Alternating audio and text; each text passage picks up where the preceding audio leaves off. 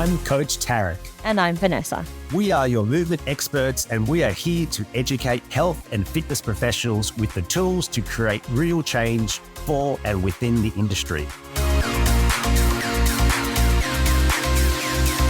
Welcome back. My name is Vanessa and I am hosting your podcast today. I'm so glad to be welcoming you back. I am really excited to introduce our guest for today, personal friend of mine, Bekk Millwood. Bekk is the founder and head of talent at FLI and Consulting. Now, what is that? So essentially, she is someone who hires and places fitness professionals of all levels in any industry, mostly in boutique and growing fitness and wellness spaces in Australia. And she wants to create an industry that enables credible, successful, and sustainable careers.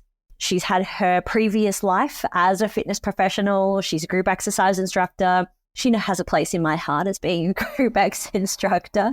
But she and I have connected recently over the last few years about the growing need and demand for upskilling, leveling up, all round trying to grow yourself as fitness professionals in the fitness industry. She's someone who speaks not only to the businesses every day, but to trainers every single day, trying to find positions for them through multiple companies throughout the country. And I think that she is in a really unique and interesting position, whether you're a trainer, whether you're a fitness enthusiast, to give us some insight into what to look for in a great trainer and where to kind of go to level yourself up, or if you need that career advice. And I love Bekk for being completely open and honest and a bit raw with some of her quirks and pet hates and what she sees in the industry. And it's from both sides, where the industry as a whole may have some shortcomings and needs to grow to help trainers, coaches, instructors to be able to level up, but then the other way around as well. And so I want to know where you feel about what we're talking about in the industry, about where you sit and about your opinion. So this is a really great one. If you'd like to reach out to us, please do give us a share on socials. Make sure that you tag us. We love that you listen. So please share the love.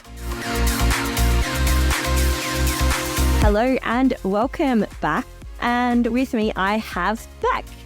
Now, Bekk, so lovely to have you. Welcome. Thank you. Always a pleasure. Now, you heard her intro, you know what she's about, but the first question that I have for you is, why and how did you get into fitness recruiting? I feel like that has got to be one of the most challenging jobs in our industry. I'll never be out of work. That's for certain. It's just getting busier and busier. So yeah, I guess it was the perfect storm, to be honest. I've been in the industry since, I started my certifications when I was in high school. So I've been in the industry for over 27 years now, and starting in 1996. And yeah, went through, did my fitness leader, as it was called in those days, and then went on to do other certifications and Cert 4, obviously. And then I went through coaching and all that sort of thing for about 15 years. As you know, as a coach, you sort of refine yourself and refine your offering and, working with your clients and things like that. So I found myself really trying to dig deeper and find out, why people weren't responding to whatever programming might be being done. And it got really personalized. So that's what drew me down the personalized programming, I guess, angle, and also into sports supplements and into bio and all of their hormonal contributions as well. So, we really went down the rabbit hole in that respect. So it got quite niche, and then it got very, very personalized. So then from there, I sort of fell into the sports supplement realm because I was working very closely with supplements and body composition and recon back in the day. So took a side step into sports subs, which was just really a massive area of interest for me and something that I was using in my day-to-day. So fell into sales. Never saw myself as a salesperson, but just was really hungry for the knowledge. So that passion, I guess, took me down the sports supplement sales side of things. And then I also had, a dual career, I suppose, within hospitality. So a lot of customer service and people-facing roles leading up to that as well. So at that point, while I was doing sup sales, I was asked to come across and randomly run a recruitment agency for the hospitality industry.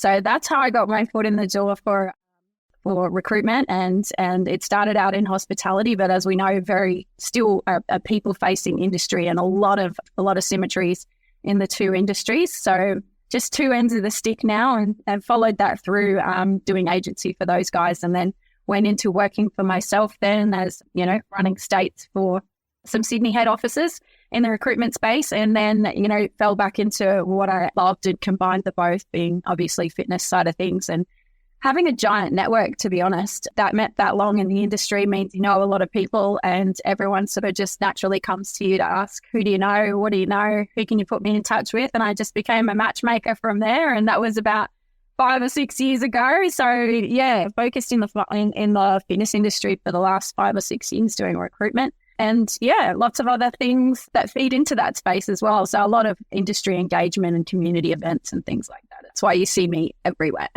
I'm like at all the conferences, at all the events, anywhere where there's people.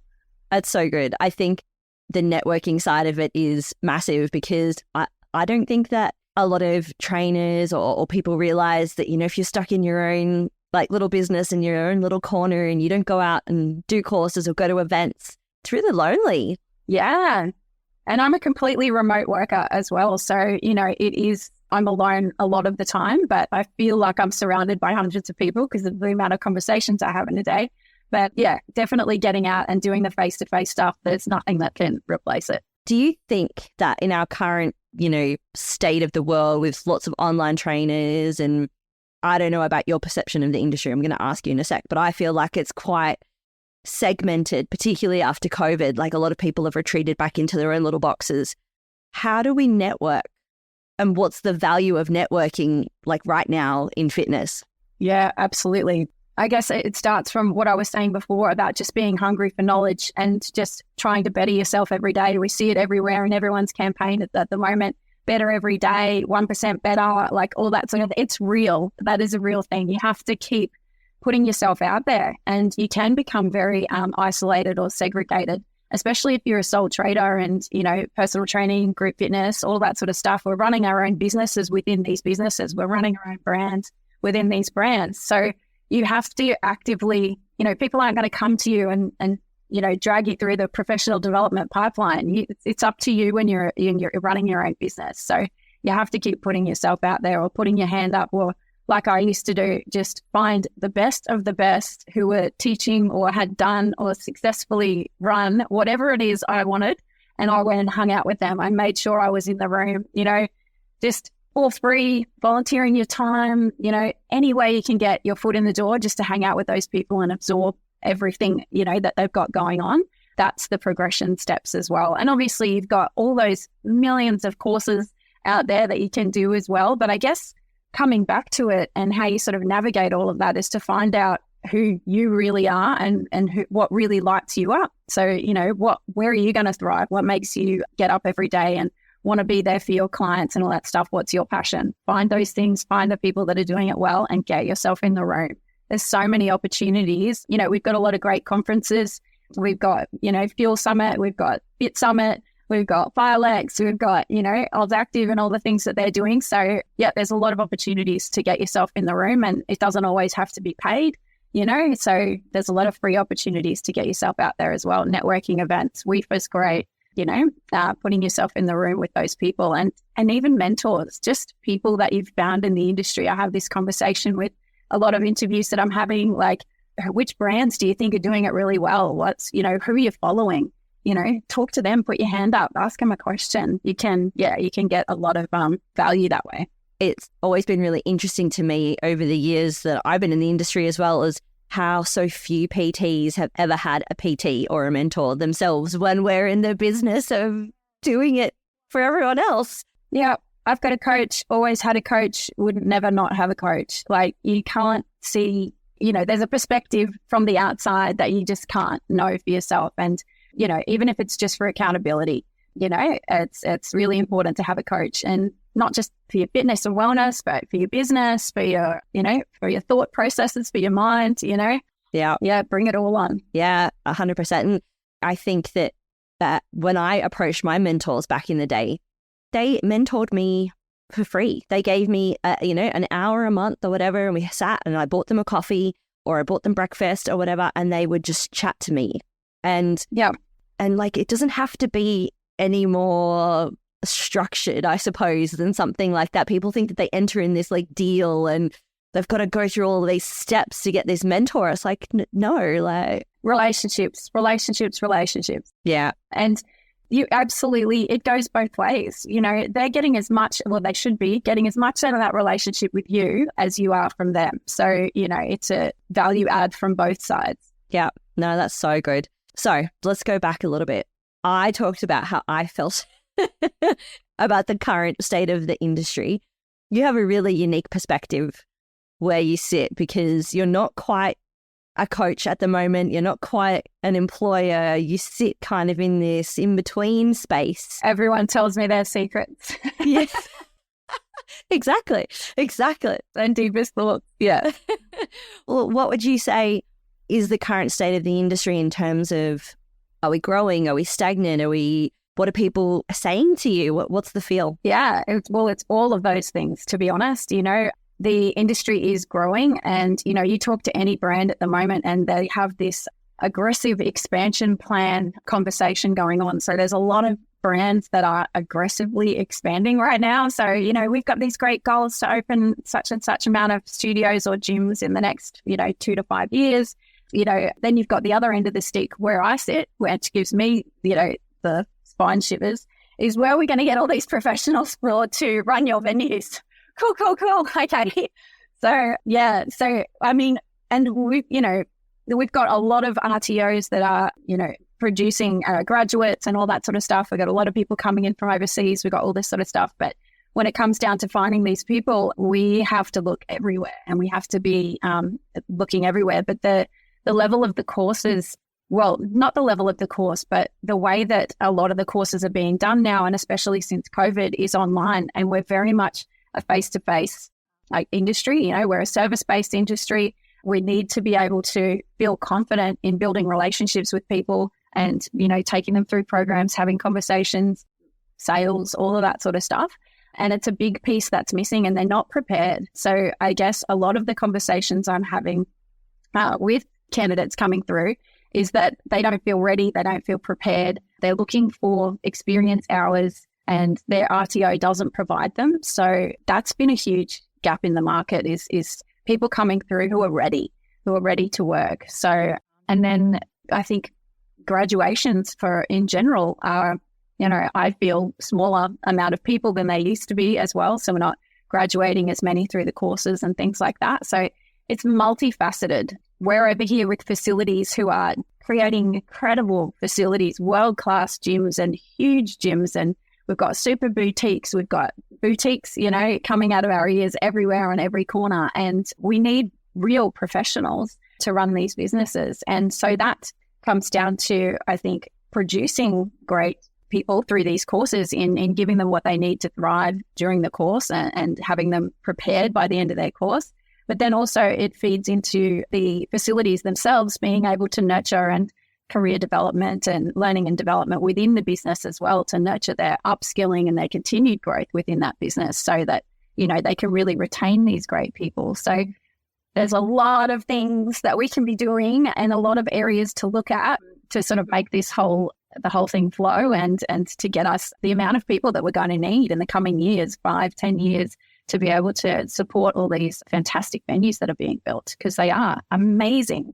The designs, the functionality, the equipment, like Technogym stuff is, it's amazing. So yeah, so there's just so much to facilitate. But I think it really does come back to putting in the groundwork or the strong foundations early throughout these courses and things like that, and making sure that these guys have what they need to run a successful business. And there's some great programs out there as well that follow on from Cert 4 and that some businesses are doing internally to help bridge that gap.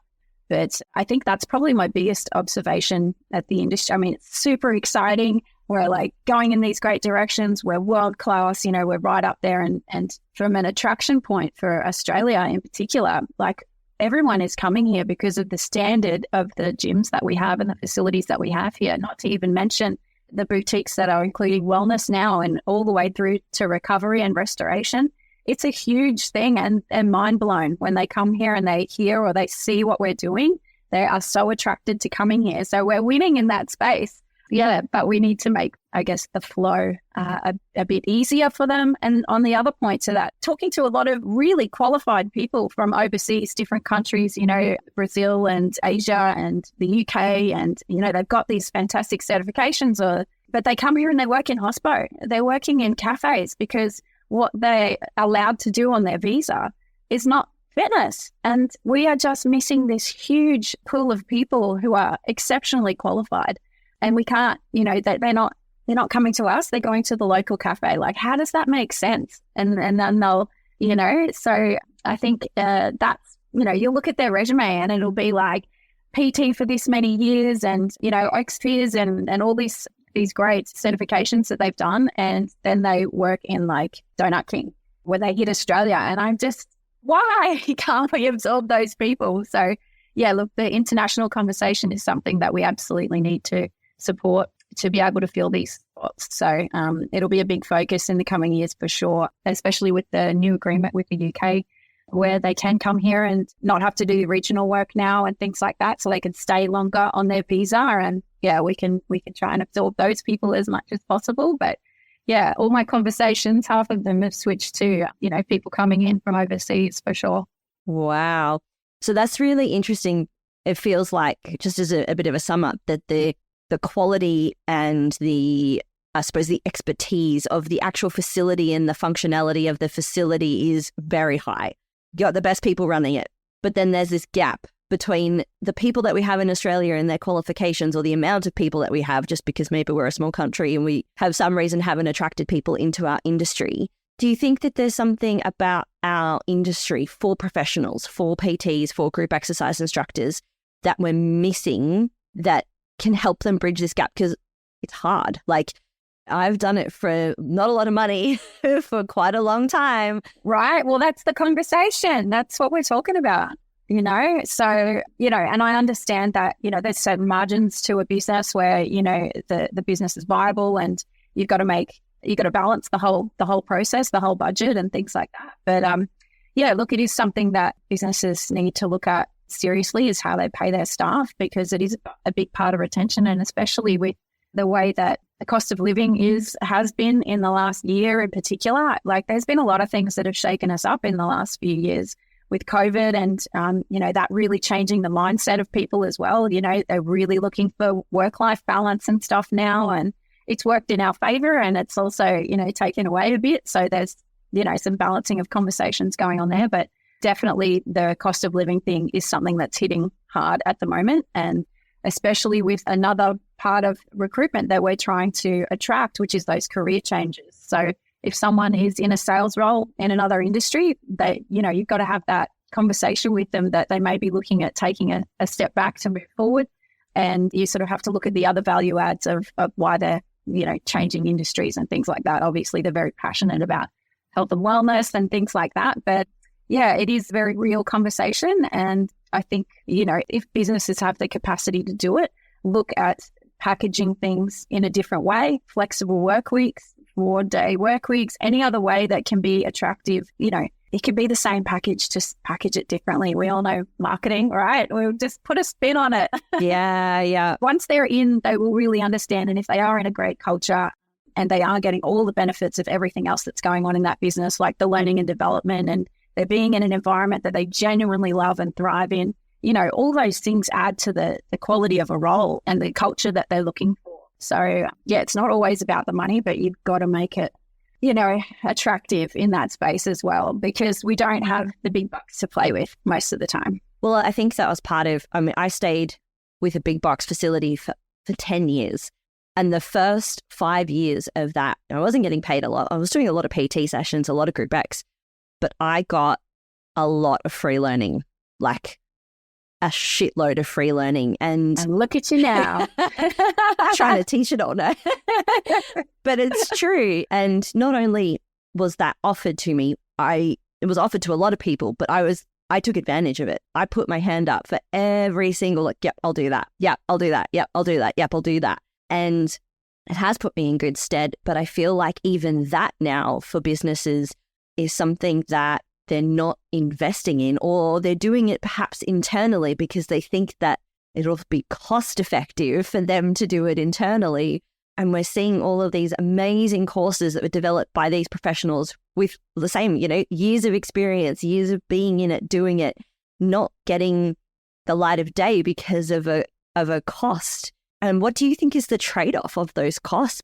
I think that the opportunities have to be there. Like it's twofold. You've got to be putting your hand up, but people have to be putting their hand up to want to learn, want to participate, and also, not necessarily getting paid for it. You've got to have, we both started out in the same way. We're both having the same discussion. We started out and we just put ourselves in the room constantly to learn as much as we could and absorb from these people. So that number one has to be on offer. It has to be a safe space and a culture that promotes that, that is about support and sharing knowledge and all that sort of thing is really key. And then as well as that, people have to be putting their hand up and things like that so that they can learn in those spaces and stuff.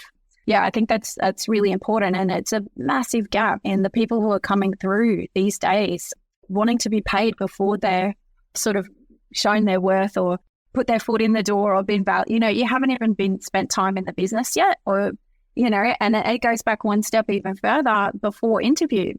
Do you know the brand? What do you know about us? Have you done your research? And I've had interviews where they're like, no, I thought you could tell me about that. Like, I've never even been into the studio, the venue, the facility. I'm like, so you're up against people who are putting their hand up to come and hang out with us for free because they know so much that this is the brand for them. And then you're here going, no, you sell it to me. Who do you think I'm going to put forward, into this business? So there is just a huge spectrum of people who are expecting things before they've even tried or, put in the effort, done their research. Those people who are just, I've done 1,023 of your classes. I have, been in your gym for the last 2 years. I love the brand. I love this, and this about it. And this is why I want to apply with your brand in particular. They are two very, very different conversations. And so don't wonder why you're not, put forward for the role when that is your competition. Yeah. So I really do rate when people are putting their hand. It doesn't happen anymore. We used to go out with our resumes and knock on doors. Like, that's how we got our jobs. Like, you walked in there and you went, this is me and I really want to work here. Here's my resume. Do you think that's ever happened in the last? Well, it's interesting because, knowing what I know now in the industry, I would never want to work somewhere where I at least haven't tried, been in, seen, had a conversation with the people there, right?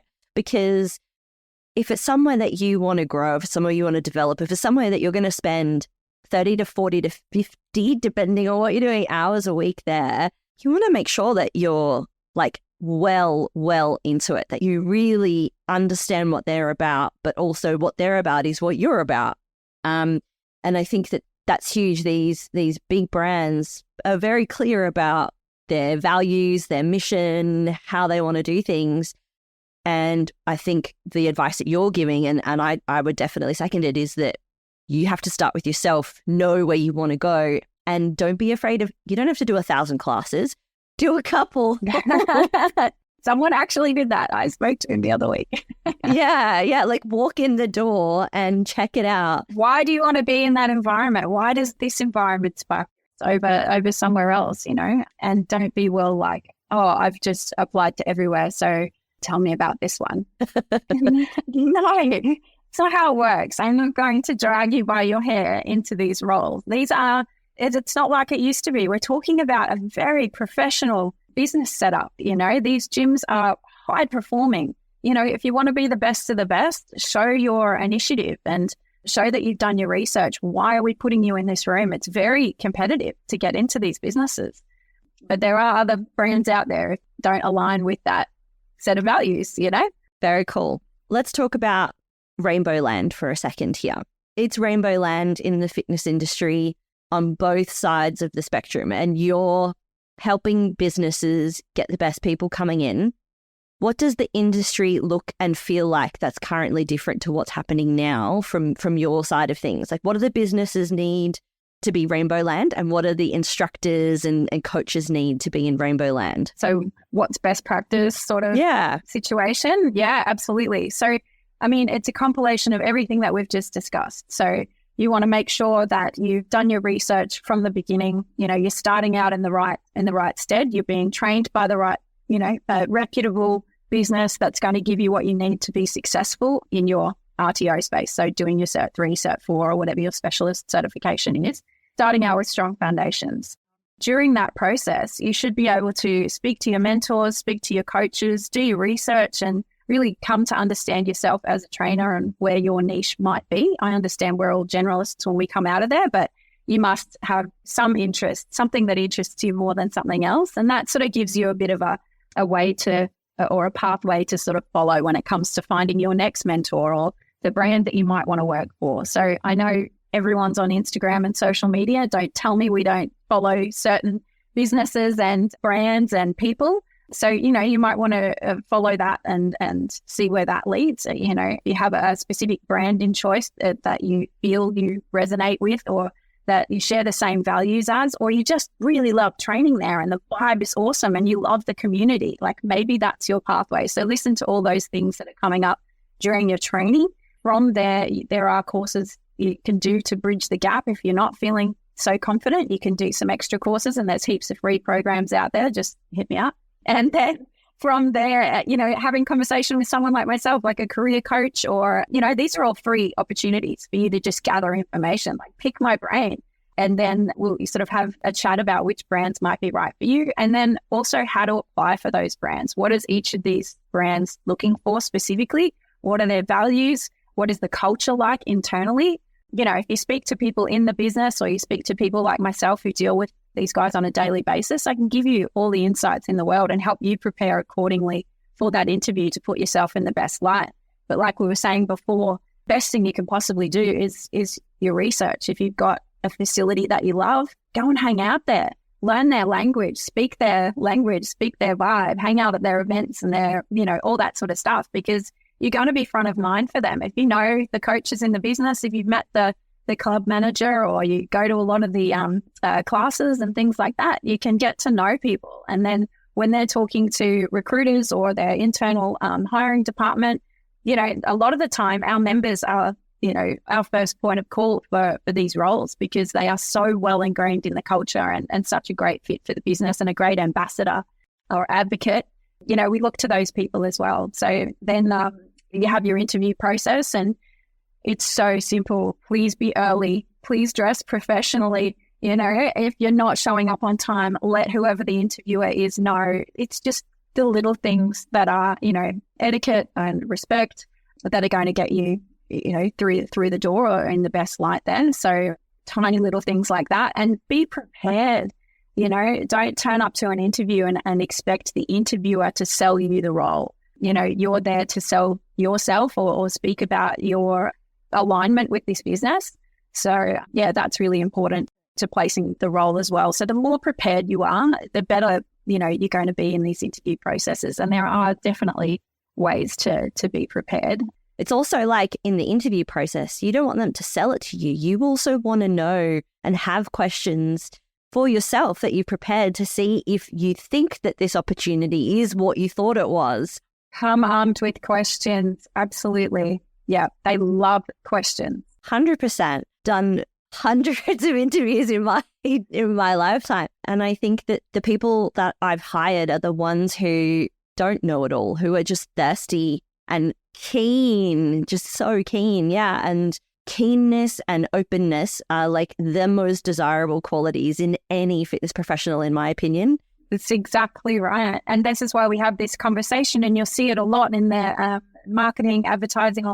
First and foremost, we don't care about your qualifications or experience. We care that you're a great human. Like, do we want to hang out with you every day? Are you bringing a positive vibe? Are you bringing value to the team? Are you going to show up and be part of what we're doing and help us achieve our mission every day? That's the groundwork. If you have that, then we can teach you the rest, and they will, because they all have their own systems, processes, and education internally, but you can't teach someone who doesn't want to learn, who thinks they have it all, or has a massive ego. Yeah. And then, with the progression of those interviews as well, the great places to work will have an interview process where you can actually come and they'll invite you to spend time in the business before you've even had your offer. There's learning and development opportunities. They might invite you along to some classes or trials or to spend time with people in the business. Then you sort of move on to your final interview where, we'll talk about your big picture, your big vision and how we're getting there together. And I have this conversation all the time with people in our industry. A lot of us are running our own business. We're sole traders and things like that. It's a business partnership. You're running your business within our business or your brand within our business. We want to make sure it's a partnership of the right values and we're both headed in the same direction for the long term. It doesn't take, a couple of weeks to, build a PT business. It takes, a good 3 months to get your foundations set. If you're lucky. So it's not like being employed, you don't just show up and that's what your job is. We're building businesses and we're building brands, whether it's PT or group classes. We need to build class numbers. We need to retain class numbers. So that takes time. So, we're really looking for that kind of commitment, I guess, along the way. So you can see how it all adds up. And what about in businesses? What would you like to see? Big, or I suppose you'd maybe deal with some medium-sized businesses. And then we also have, like you said, the small businesses, maybe more of a sole trader. What would you want to see from them to help, again, bridge that gap or just to get more people wanting to become PTs and coaches? Yeah, absolutely. It's quite personalized, I suppose, to create culture. Culture is what attracts people and keeps people. In addition, obviously, a lot of people are looking for career development, career progression, continuous upskilling. There has to be a pathway that they can see progression for themselves. But community is massive. Am I going to enjoy being in this environment every day? What is the vibe like? So from a small business all the way up to a large business, you've got to have that connection with either, if it's a small business, it might be directly with the owner or whoever's, studio manager, whoever's running the space. And just nurturing that relationship and working out with that person at early stages, what are they going to need to thrive in this role, setting out somewhat of a plan, and then, sticking to it, delivering on those promises that they get at the hiring stage. And then as you move into medium businesses, maybe there's a couple more people in the management team. So you might have someone who's dedicated to that person, like a mentor. And definitely in the bigger businesses, you might have multiple touch points across departments. So your head coach, your national manager, and even the CEO or the general manager being accessible for mentoring and things like that. So structure and setting a clear path from the very beginning. There's nothing that shakes people like, an overpromise and underdeliver, or a role where they don't know what their actual role is. So confusion about their role. So if we can set those things out at the very start to the best of our ability. And I understand things change in the business, especially with scaling businesses. Things will change and teams will grow and new positions will be created. So you have to be somewhat dynamic in those roles, but definitely a clear expectation set from the beginning really helps people stay in and thrive in the business. So I would love to see those things happening in an ideal world. I'm hearing the fact that it's like a periodized program, but for your career, right? Write that down. Got to sell that one. Something's working in my brain today. Excellent. Genius moment. Yeah. But it's true, right? I always find this part of what we do as coaches so interesting because I was never kind of the big boss. I was always like, a kind of middle manager through the big box chain and had access to bigger boxes, to bigger managers and then to the trainer or to the coach or the instructor. And there are certain roles that have like that nice progression and that really nice plan. But then when you get there, then all of a sudden you're there and then there's nothing else. So then where do those people go? How do you retain them? Or you go to somewhere it's a little bit smaller and that whole pathway is either non-existent or just muddy and it's not clear. And then the business owner gets frustrated because the person that they've hired isn't doing their job. But I say that in quotation marks or on a podcast, I forget, right? Podcast, quotation marks. I'm doing that too. but you haven't defined the role for them. You haven't given them KPIs or daily/weekly tasks, monthly check-ins and things that help them know that they're actually doing what you want them to be doing. You just end up being frustrated that for some reason they can't read your mind. And like that's so big. We're in a communication business. We don't know how to communicate. And I think that you said it before, like we've come through as coaches, right? So everything we do in all of these roles, I don't care what your position is in the business, but it's a coaching role. We all know how to coach. That will never, that doesn't matter what role I do I'll always just be a coach. Fundamentally, I coach people. So I think it's the same in any area of management and things like that. We're still coaching our teams and all that sort of stuff. And in the smaller businesses, it might be that all your teams are together. So group fitness, PT, management are all in one team and you're all learning together. But as you sort of move into the bigger businesses that have departments, then you sort of segregate into the departments. But it's definitely needs to be someone's job within that business. And I think these days as well, you can tell the difference in the operation between studios or gyms that are owned by someone from another industry versus those who are owned by someone from the industry who's come through from a PT as a coach or, and bought their own business or founded their own business. Sometimes they are very differently operated, and you'll see people come to interview and they'll be, upset by the inner workings and systems and processes of the business that may not be existent in businesses that are, say, owned by a construction company, for example, or something like that, versus business that's owned by someone who's come through the pipeline and really understands. So that's a big part of something I would look out for as well when moving into a role or a business, who are the people behind it? Because I think that can shake things internally as well if they haven't employed a fitness professional to run their business. It can be very disjointed in that way. So go to Fit Pros, do your work, come from the ground up, learn your foundations. You'll go far. Love it.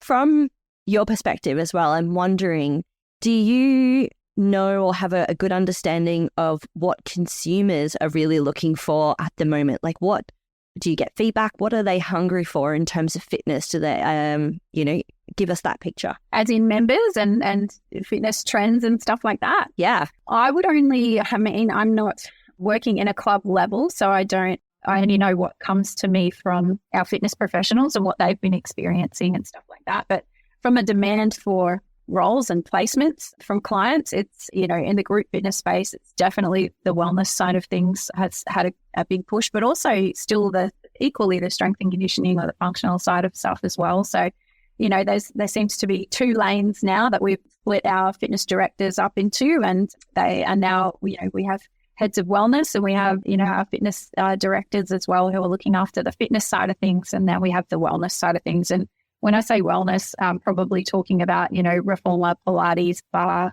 dance, yoga, all of those sort of methods are falling into the wellness space. So there are starting to become two lanes. And obviously wellness is very popular because we know that our clients or our members are coming to us to feel better, not necessarily look better as they used to. It used to be all about aesthetics when I was doing PT, hence the real rabbit hole down the recomp side of things.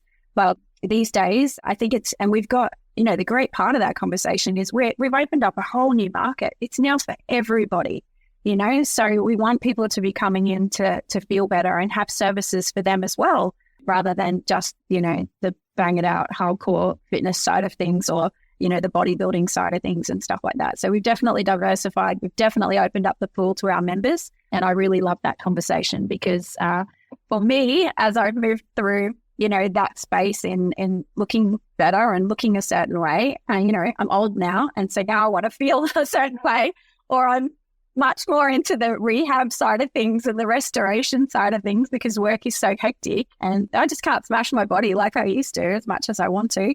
So yeah, this is a great timing of a new paradigm for me as well. I'm loving it. I'm very much bring on the wellness. Yeah. Because now I can, keep going to the gym and keep enjoying these facilities. And, there's a space for a lot more people and a lot more diversity and variety in what we've offered since in the past, for sure. So I think that's a big one. That's cool. I really love your explanation of that. The thing that terrifies me about that is the splitting of the two lanes. Like that to me is like everything that I've worked for in my career is to try to merge these paths. Yeah. Bring them together. Well, you know, we do have those amazing studios these days that do combine all of it as well. So, you know, when you've got some of the big super boutiques obviously act in that space, and then you've got some really great studios, you know, like Emma's Therapy Studio, they have the different rooms and for different days. Look, we're talking about different facilities for different moods, depending on how you feel that day, different studios for different feels and, you know, whatever your programming might be. We're now talking about servicing someone all the way through from, you know, a beginner through fitness, through performance, through restoration and recovery. So we've got the full suite available to people now. And I love that because, yeah, you used to be left to your own devices after the gym or after training. And now you can actually come to the gym and even right down to social. They're social spaces now, aren't they? So they so are. There's nothing our gyms can't do. You're giving me a flashback to when I was kind of like peak 35 sessions a week PT. Yeah. And to keep track of everyone, because there was, you know, 35 people is a lot of people to keep track of, right? Yeah. I had them all on a 12-week cycle. So everyone followed the same cycle. They just on, you know, they had their own program. And that last week of the 12 weeks, everyone did a recovery week. Every single one of my clients. And hands down, that was the week that everybody looked forward to the most, like the most. And at the facility that we had power plates. So some of you guys would have no idea what a power plate is. It's a vibrating platform, a very, very heavy duty, very excellent, amazing, top of the grade vibrating platform, which really helps to promote recovery. And so I'd give them this really tactile session. They get to lie down on this platform and like they kind of get massaged by it. And the retention that I had from these clients was huge, right? Because like you said, you kind of got that whole spectrum and the fitness industry has changed in that respect. More people have moved into this. So I just think with facilities moving into it more, if you're a trainer, a coach, an instructor, and you're not open to even knowing about what's out there, you're probably doing yourself a disservice, even if you don't want to change jobs right now, because you then are limited in those conversations that you can have with people about how they can improve, not necessarily even you, right? Yeah, really important space. And you mentioned the right word, retention. You know, it's a really important part of retention, being able to, you know, service your clients through that whole journey. So being able to do that under one roof, obviously the ideal. But, you know, if you have to keep track of clients across multiple venues to get all those things done. But yeah, definitely having the knowledge and having the offerings available and being able to talk to them about that, huge retention piece. We're going to finish up my last question. We ask all of our guests this question. If you could change one thing about the industry, like right now, and it'd have it like a straightaway impact, what would you change? Oh, that's so many things going through my head. I guess I would have to start at the foundational level and make sure people are getting the right information at the start, the right education, the right foundations to get them off on the right foot. You know, I think that, as we know, retraining is a lot harder than training someone initially. So I hope that people do their research and choose some great RTOs and some great mentors right from the start, because that's going to set you up in the best light for a career in this industry. And we are talking careers. We're here to change the health of people as well. It's not just a fitness conversation anymore. We know, you know, especially through COVID, that shed a massive light on all of this. It's about mental health. It's about, you know, feeling better. It's about wellness. It's about performance. We just have such an impact, or such an opportunity to have an impact on people's lives. It's super important role. I don't care what you do, you know, in the industry, but we're here to change people's lives. So that's how passionately I feel about the importance of what we're doing. And I always talk about careers. This isn't just a job. You know, if you're doing it right, there is absolutely a career for you in this industry, and you can come anything through the marketing, the head office, the in-club stuff. You can be a sole trader, a PT. There's absolutely an infinite amount of opportunity in this industry to do really well and doing something that you love. So yeah, get started in the right foot. And if you need advice, I'm always here. What I'm hearing from you there is, you said you worked in hospitality, right? What about like the introduction of an apprenticeship? Like it takes you 4 years to become a fully fledged chef, right? Yep.